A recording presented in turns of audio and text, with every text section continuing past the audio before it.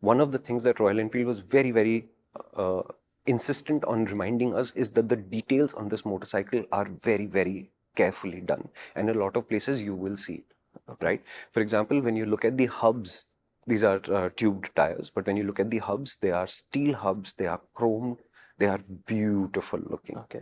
Okay. And yeah, they will be slightly hard to keep clean, but because they're not brushed metal, it'll be easier to maintain them. They are chromed, unlike the engine cases, which is a traditional issue with Royal Enfields.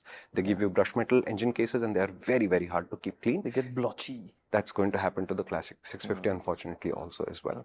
If you look at the exhaust shape, it is very, very similar to the shotgun shape, but the shotgun has black, this has chrome. And therefore, it does sound pretty similar to the shotgun in terms of sound also. The Bear's engine tune gives this motorcycle more torque, but that's a single exit exhaust. So they couldn't use it on this motorcycle. So this goes back to the other state of tune, which has pre-existed the Bear. So the same numbers as before, roughly 47 PS and 52 Newton meters. I'll put up the numbers. The difference is the sprockets have been changed because this is a heavier motorcycle. Relative to the shotgun. Royal Enfield puts 2 extra teeth on the rear sprockets. So this is a 42, where the shotgun runs a 40.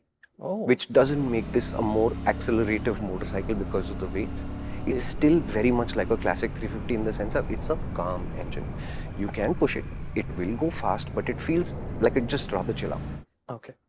When you see the footage, you will realize that there will be 2 different kinds of footage in this, because I pushed the motorcycle for a very limited amount of time and I enjoyed it, but it's not what the bike does best. What it does best is it's a reasonably quick pace, but you're taking it easy. You're not going to full throttle everywhere.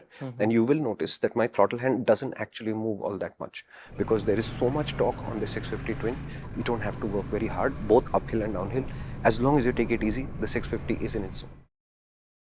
Because the seat is cantilevered, sort of like the shotguns, in your bum, you will feel a little bit extra vibration than you're used to from the 650 twins. We noticed this on the shotgun. It's also there on the classic 650. It is not a deal breaker by any stretch of the imagination.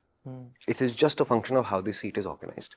And therefore, this is officially a 2-seater motorcycle with the same rack more or less as the shotgun, which you can take off to convert into what you're looking at in the pictures, which is the single-seater. This time, Royal Enfield did not make the mistake of saying, oh, it's so easy to remove. You can switch between the 2 modes happily.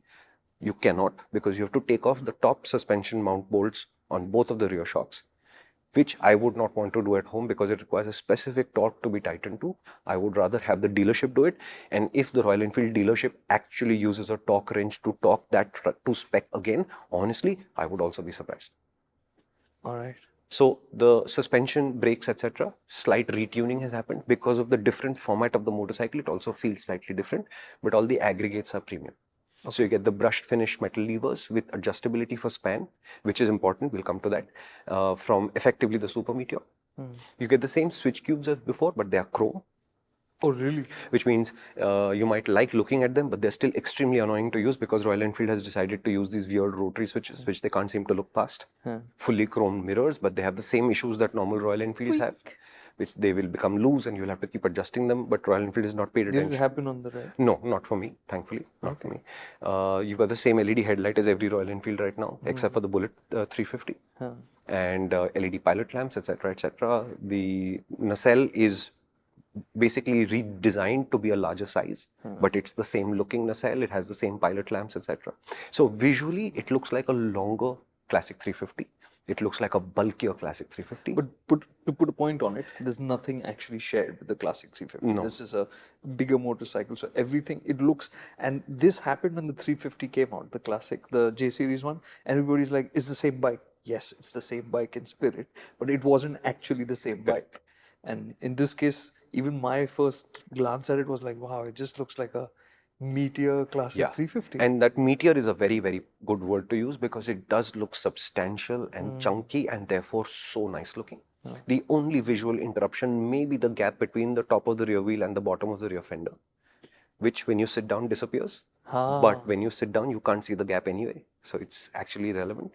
But that might be the only element that bothers you. But otherwise, it's a very well-finished motorcycle. And the only thing Royal Enfield have left to figure out on this front is how to manage their wiring.